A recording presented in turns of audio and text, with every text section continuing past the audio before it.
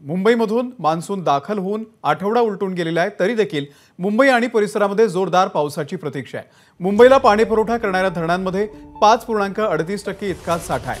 येत्या काही दिवसांमध्ये 7ही धरणांच्या पाणलोट क्षेत्रामध्ये दमदार पाऊस झाला नाही तर मुंबईवरचं पाणी कपातीचं संकट आणखी गडद होण्याची भीती आहे। 1 जून पासून मुंबईमध्ये 10% पाणी कपात सुरूच आहे। तर मुंबईला पाणी पुरवठा करणाऱ्या धरणांमध्ये किती पाणी साठा आहे आपण पाहूयात ग्राफिकच्या माध्यमातून। अप्पर वैतरणामध्ये 0% पाणी साठा आहे। मोडक सागरमध्ये 15.73%, तानसामध्ये 22.05%,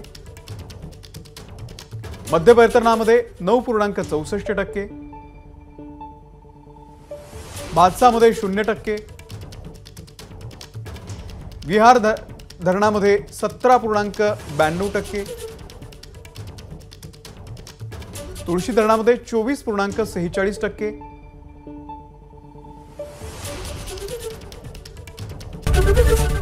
एबीपी माझा, उघडा डोळे बघा नीट।